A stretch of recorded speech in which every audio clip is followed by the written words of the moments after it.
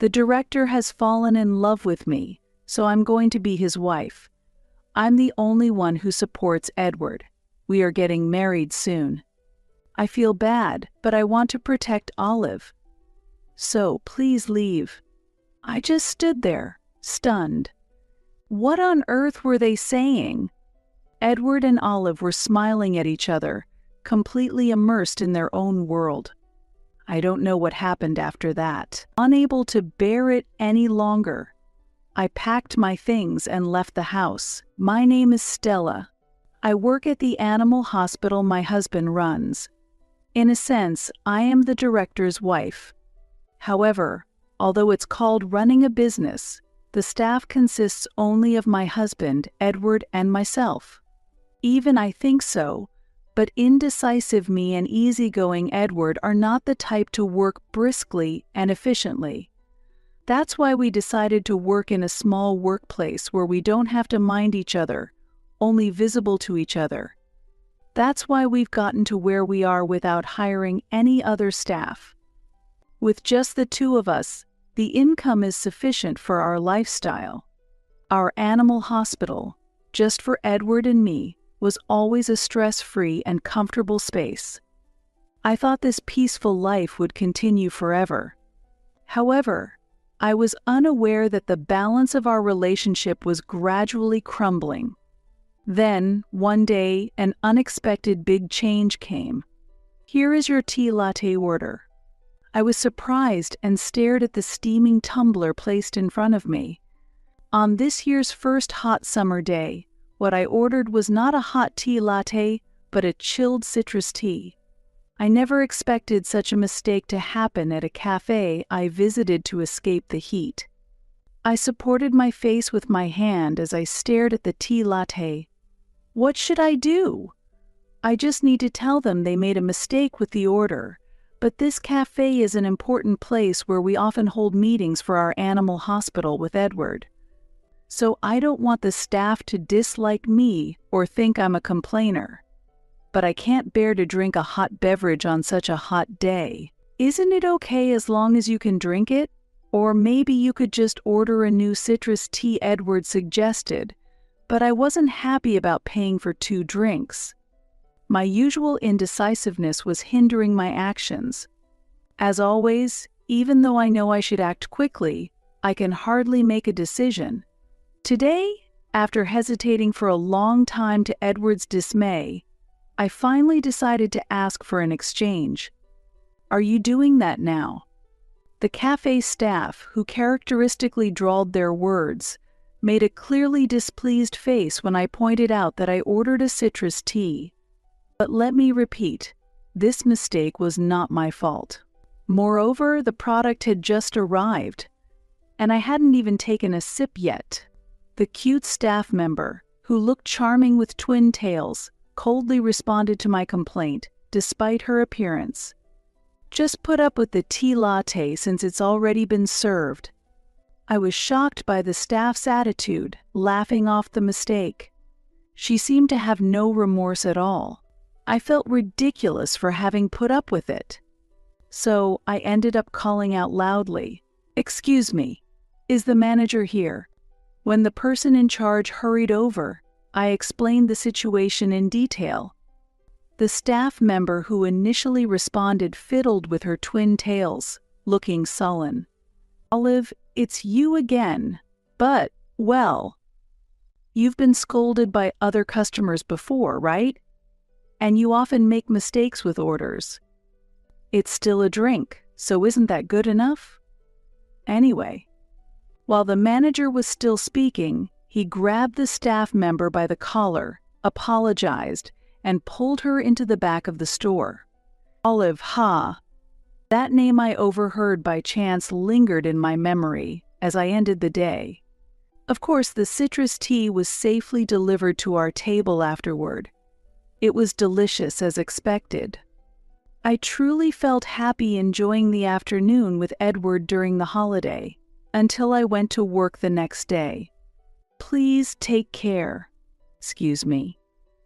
I was shocked and stood still, waiting for me at the animal hospital. After I had finished the morning chores, was Olive, the staff member I had seen at the cafe. You know, she was fired in the end, Edward quickly explained next to me. It seems that after our incident, Olive was fired from the cafe. Although it was only for a short time, it was clear she was a troublemaker, so I wasn't surprised by the news. The cafe's manager must have had a hard time deciding to fire her. However, how it was related was unclear. It's sad, isn't it? That's why I intend to have her work here from now on. What? Really? It wasn't just a surprise that immobilized me. My mouth agape, I found myself unable to move for a while. There was so much I wanted to say. Firstly, the plan had been for just my husband and me to run this animal hospital. Due to our natures, which are wary of being encumbered, we wanted to avoid hiring others. Secondly, while I sympathize with Olive being fired from the cafe, there were valid reasons for it. Hiring someone with a problematic past could invite trouble. Moreover, there is no need to employ such a person. This isn't like rescuing stray cats or dogs. While I do feel sorry for her, I don't think she is suited for customer service. As I desperately tried to make my case, Olive muttered beside me, "I guess you wouldn't want someone young like me around." Because you're young, who said that? However, Edward quickly latched onto Olive's comment. Hey, are you jealous of this young girl? That's rather immature for an adult. Suddenly, it was as if I was being portrayed as a troublesome old lady, jealous of a younger woman, but that wasn't it. I argued fervently. The problem wasn't Olive's age, it was her rude customer service attitude. But no matter how much I pleaded, they just laughed, as if I was some petty old woman jealous of a younger one. Before I knew it, Edward and Olive were in cahoots, and I was left isolated. Don't worry, I won't leave you hanging. Wow, the director is so kind. You're lucky, madam. What is this act? While internally rejecting the notion with every fiber of my being, I tried to steer the conversation back, but it was futile. Edward's pitying smile and Olive's smug expression pricked at my heart. I am the director, therefore the decision is mine. In the end, Edward unilaterally decided to hire Olive, completely ignoring my opinion. My pride was already in shambles, but worse was yet to come the next day. First, let's put Olive at the reception. Having a young person there brightens things up. I was shocked. Had Edward forgotten how Olive handled customer service at the cafe? Having her show the same attitude at our animal hospital's reception would be a problem. However, my concerns were once again dismissed by Edward. Are you still saying that? It's your bad habit to be dissatisfied when things don't go your way. What was he talking about? The only reason it had worked so far was because it was just Edward and me, not because I was fixated on the reception position. I was simply pointing out that Olive had a problematic personality, but Edward was convinced I was hung up on the position. Reception work is something anyone can do. In front of Edward's definitive statement, I had no choice but to stay silent. Olive also confidently declared, "Reception? Piece of cake. I'm great at customer service." Fine. I don't care anymore. Whatever happens, happens. Olive insisted on working the reception alone from the start, and I decided to focus on the back-end tasks. If she thinks reception work is so easy, she can go ahead and give it her best shot. Oh, a new receptionist? She's adorable. I've been thinking for a while, it must be hard with just you. You've got a great apprentice, madam. Surprisingly, the feedback from the customers was overwhelmingly positive. Olive's naturally friendly demeanor made a good impression, and the pet owners praised her cuteness. Listening to this, my feelings were complicated. Edward smirked triumphantly at me, while Olive stuck her tongue out at me where the customers couldn't see. I should have been happy that a staff member at my animal hospital was doing well, but I couldn't bring myself to be genuinely pleased, and I hated that about myself. However, this was just the beginning.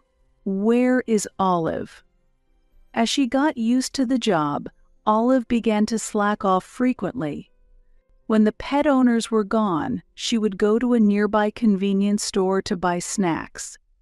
In the worst cases, she went to a major fast food chain to buy food, then held little tea parties in the air-conditioned server room. As a result, the reception area would become crowded, and I had to bear the brunt of the frustrated pet owners' anger due to the long wait times. Additionally, Olive once left a drink on top of the server, causing water to seep inside and halt the electronic medical record system. There were also cigarette butts scattered around the server room. Fortunately, the sprinkler system didn't activate, but upon investigation, we found that the wiring had been intentionally cut.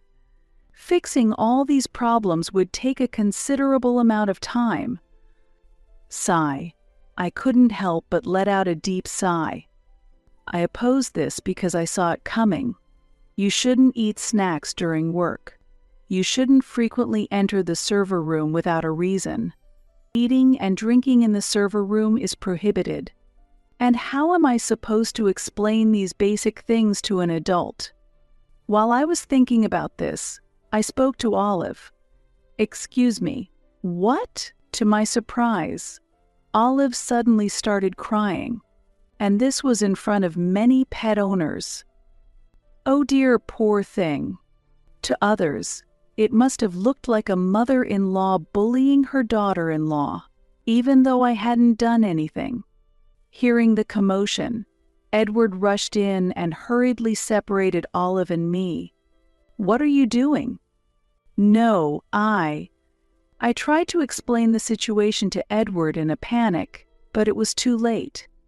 The pet owners in the waiting room, my husband Edward and Olive, who stood behind him with a sarcastic smile, all held hostility towards me.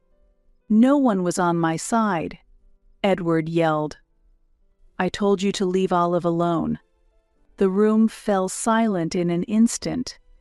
I could see the pet owners looking at us with concern. Such a scene was unimaginable in this animal hospital before. Edward, standing protectively in front of Olive, harshly reprimanded me further. "Stop it. Your attitude is embarrassing." Did he know? Did he know that behind him, Olive was smirking and sticking her tongue out at me? I wanted to explain everything properly, but the fear of being publicly scolded by a large man suppressed my thoughts.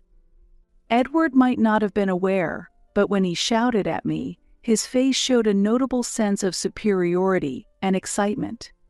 The feeling that saying anything would be useless kept me silent. "Understood," I said, and quickly left the scene. I roughly shoved my smartphone and wallet into my bag and ran out through the back door. From that day onwards, as the director, Edward forbade me from working when Olive was present. "You're exhausted. You should take some time to rest." Those were the only words Edward said to me after I got home. I didn't know what kind of conversations he had with Olive, nor did I want to. I believed that asking would lead to no good results. Though Edward's tone was softer than it had been at the hospital, his dissatisfaction with me was still apparent. Even when I tried to explain what had happened at the hospital that day, his attitude didn't change. "I understand, but there's no need to scold her to the point of making her cry." He genuinely believed that I had made Olive cry. That misunderstanding shattered me further. Since then, the days continued where Edward and Olive worked during the day, and I came in only after Olive had left. Mornings began with watching Edward leave for work happily, and evenings started with me heading to the clinic as Olive went home. The animal hospital in the evening was far from clean, left in disarray after Olive's free-spirited actions. I cleaned up the mess and then got to work on my tasks. Edward never helped with the cleaning, barely spoke to me, and left right on time, leaving me behind. "If you properly reflect on your behavior, you can come back," Edward would say, but it was clear from his tone that he didn't mean it. He probably found it easier with just Olive rather than having me around. Thinking about it sometimes drove me crazy, but even the thought of returning to the hospital and how I should behave was overwhelming. There were days like that. That day, I hurried to prepare dinner. The menu included Edward's favorite sautéed salmon, fried potatoes, and clam chowder. I hoped it would make him happy. With that thought, I put the pot on the stove to brew some tea. A glance at the wall clock showed it was already 10 p.m. He was late again. He was probably eating out. Sigh. I sighed once more. Since Olive started working at the animal hospital, conversations with Edward had nearly ceased. Despite living in the same house, we barely saw each other. How long would this situation continue? I doubted that the animal hospital could run smoothly without me. I had told Edward many times, but he always responded with, "Women think about such trivial things. Olive and I can manage perfectly fine without you labeling me as a self-centered woman." I just stared at the boiling water in the pot. No matter how much it boiled, it never exceeded 212 degrees or overflowed from the pot. It felt similar to my experience in this house. I was alone in my anger, feeling like no one understood. How long had this been going on? What's with this pathetic meal? I snapped back to reality at the sound of the voice. The water in the pot had almost evaporated, leaving white residue at the bottom. Looking at me from across the kitchen was Olive. How had she gotten in here? There she stood, mocking the dinner I had prepared for Edward. "Don't touch that," I said hastily from across the counter, but Olive ignored me, picking up a piece of salmon and putting it in her mouth. "This tastes like old people's food." "It's awful," Olive said, grimacing, then throwing the plate of salmon into the trash.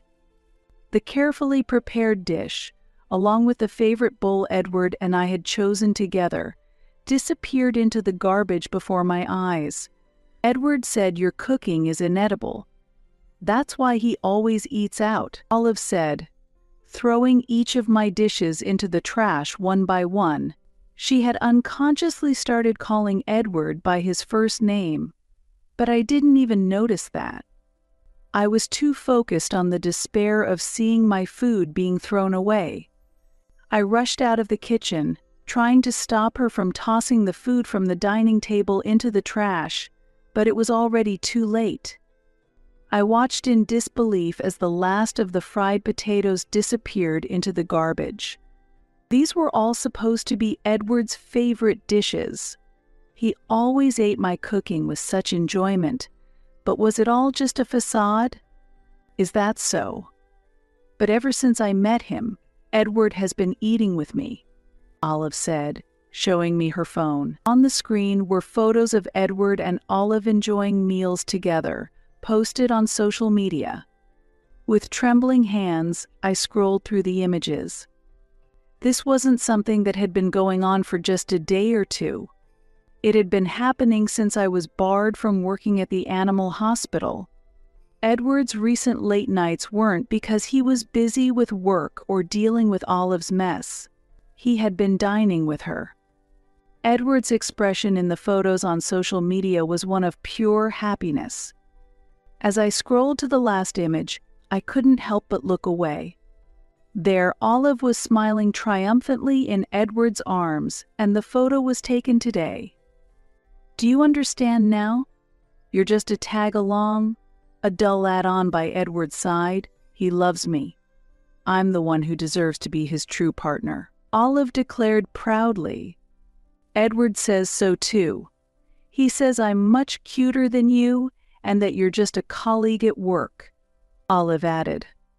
Exactly, she said, turning to reveal Edward standing there with a wry smile. I stared at him, wide-eyed. He looked happier than I had ever seen him. Stella, marriage isn't everything for us. Even if we separate, you can still work at the animal hospital as you always have, he said. I was stunned. I couldn't comprehend what he was saying, but as a man, I want to make Olive happy. She will support me as the director's wife. You won't lose your job. Isn't that a good deal? Edward suggested.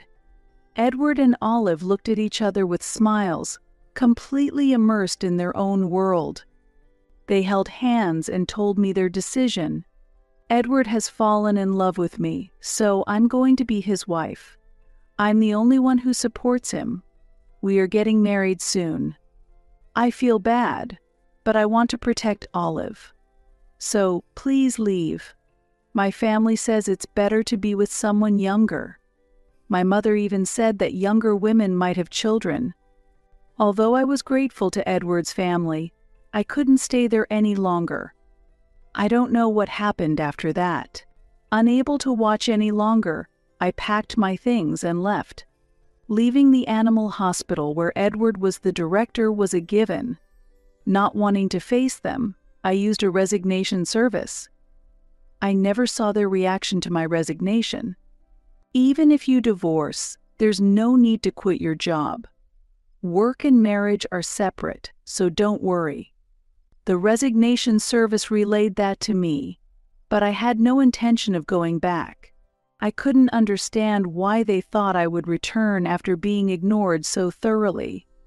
I was anxious about being unemployed while looking for a new job, but surprisingly, I found a new job quickly. Now I'm working hard at my new workplace. A senior from my school days introduced me to my next job, which was also at an animal hospital. There's a lot to learn at the new workplace, and I'm busy every day. But this busyness helps me forget about Edward. I am grateful for this new environment. Since that night, I moved out and found a new place to live. During the move, I welcomed a new family member, a 6-year-old beagle who had been rescued. She's not as noisy as a puppy, making her a perfect partner for my single life. Her name is John. Even though she's a girl, her name is John. The shelter staff named her, and she seems to like it, so I call her by that name too. One day I was startled by John's unusually loud barking and looked outside to see an unexpected person standing there. Oh, here you are. The person standing there was Olive, now Edward's wife. She sighed deeply and shook her head. I never expected to encounter Olive at such a busy time. I felt an urge to close the door, but she had already seen me. Olive looked at me with those eyes that always charmed people and said, "How terrible! Where have you been hiding?" "The animal hospital has been so hectic." "And what do you want?" I replied coldly, causing Olive to look slightly shaken, but that wasn't my concern. I wondered why she thought she would be welcomed in this situation. "Huh? Oh? I finally found you alone and—" "What is this?" "Hurry up." "I'm busy," I calmly urged, trying not to show any emotion. I didn't want to experience another commotion like before. However, Olive seemed to take this as an invitation, took a deep breath, and with a mischievous smile like a mother about to surprise her child, said, "I have some very good news today." There was no way this could be good news. I didn't have the patience to waste time on such matters. "I already told you, I'm busy. Get to the point." Well. My curt response momentarily left Olive at a loss for words, but she quickly regained her smile and said, "It must be tough doing everything on your own." So I thought Edward could come back and help. I don't need him. Olive's expression changed instantly. The look of utter shock on her face was exactly like a pigeon hit by a pea shooter. Her expression was a perfect depiction of surprise, one that should be included in a dictionary of idioms. "What? Why? Didn't you like Edward?" "I'm not interested anymore, and I don't care." But more importantly, I looked at Olive's face and smiled. "What do you think about an animal hospital without a licensed veterinarian?" The truth is, I was the only one with a veterinarian's license at that animal hospital. Edward had the title of director but didn't have a single qualification. He complained about being beneath someone as a man, so I reluctantly made him the nominal representative. Moreover, he didn't have any qualifications as a veterinary nurse or a groomer. In reality, he was just an animal lover doing odd jobs. We met at the same prep school, both aiming to become veterinarians. I passed the exam on my first attempt, but Edward failed year after year. He repeated the exam many times, but eventually his family's financial support reached its limit, and he had to work with just his high school diploma.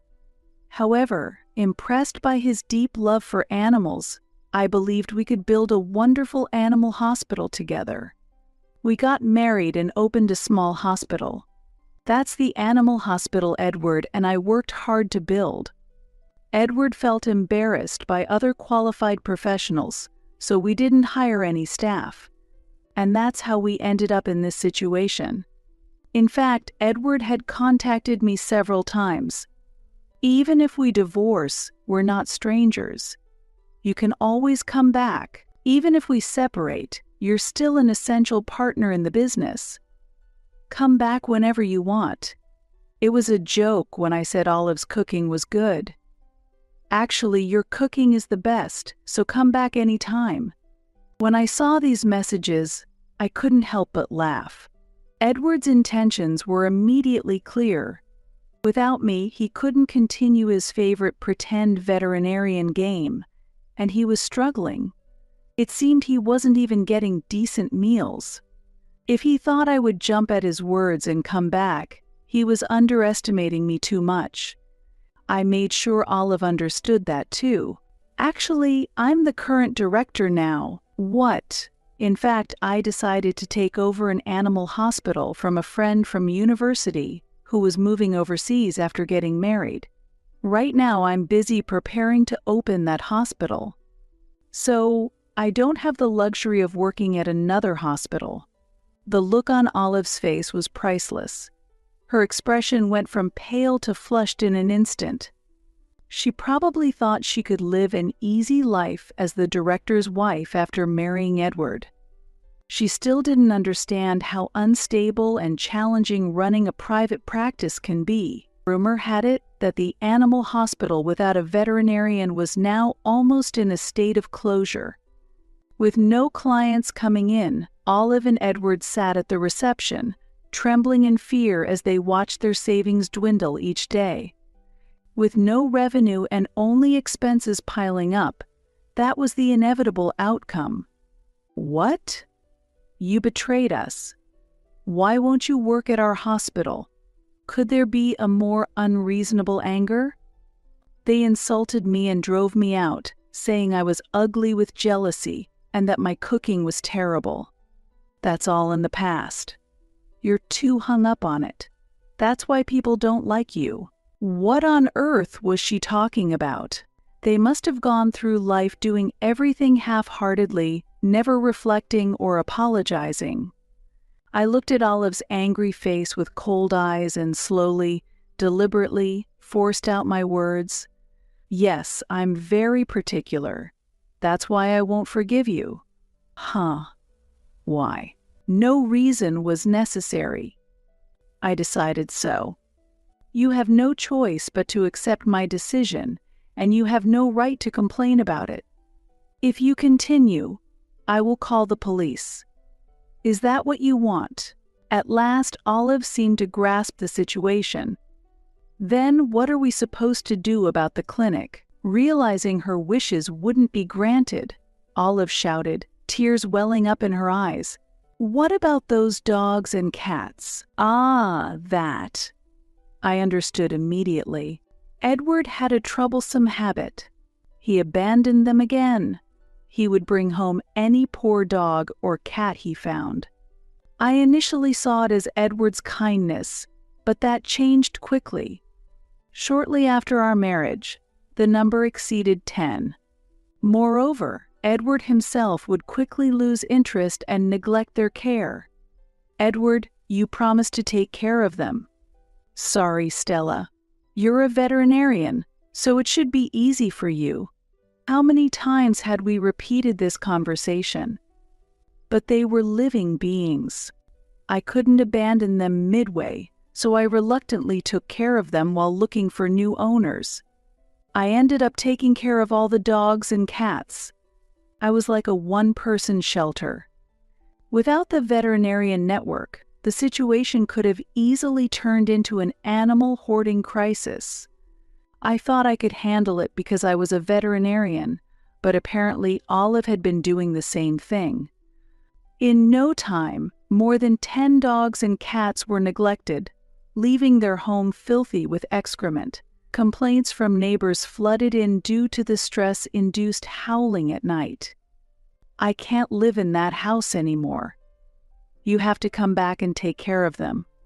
I couldn't help but laugh. Why should I go and clean up? You're his wife. You're supposed to support Edward, aren't you? Olive fell silent for a moment, likely remembering the words she used to drive me out. But then she started screaming hysterically. I only married him because I thought he was a veterinarian. If he's a worthless man with no skills, I wouldn't have married him. No money, a filthy house, it's all the worst. That's how it is, I said, turning back to the entrance of my new animal hospital. Because there stood... What's this? Edward. I had called him earlier because Olive wasn't leaving. You're the one who's been living off of me since you got fired from the cafe. Do you know how much I've sacrificed for you? Hey, that's my line. How dare a middle-aged man like you think you can be with a gal like me? If you're not a doctor, I'd never even consider you. Don't be ridiculous. It's your fault the clinic is going under. Get a job, do night shifts, whatever, and bring money into the house. No way. I'm done with this. I'm leaving. Olive stormed out in a rage, leaving Edward standing there, looking stunned and helpless. Then you're going to pay back all the money I spent on you. I'm sick of it. The unbearable shouting echoed through my new workplace, making me feel nauseous. Well, I had already called the police, so they would soon take care of them. Still, I smiled softly behind their backs. I was truly grateful to Olive. I had been contemplating how to get rid of Edward, who was not only useless but also dragging down the animal hospital's operations. He could never do more than odd jobs, yet he flaunted foreign cars and branded suits. He wanted to be the director without being a veterinarian. At the very least, if he had a qualification as a veterinary nurse or groomer and earned his own income, it might have been tolerable. But he would spend money on meals and gifts for younger people and women, just like he would pick up stray dogs and cats. All those expenses came out of the money I earned as a veterinarian. When I saw Olive, I felt she was like one of the stray cats Edward often brought home. So I made sure to involve Olive at the cafe, talking loudly enough for her to hear that we were veterinarians running an animal hospital. As expected, Olive clung to Edward. If she had been even slightly smarter, she might have considered that a woman could be the veterinarian. However, she unfortunately believed that women were just accessories to men. Without any doubt, she clung to Edward, and he, as usual, displayed his protective instincts and picked her up. I could hear the sirens approaching. I whispered to Edward and Olive, "You brought happiness to me. Olive, I am genuinely grateful. Meeting you has been my lucky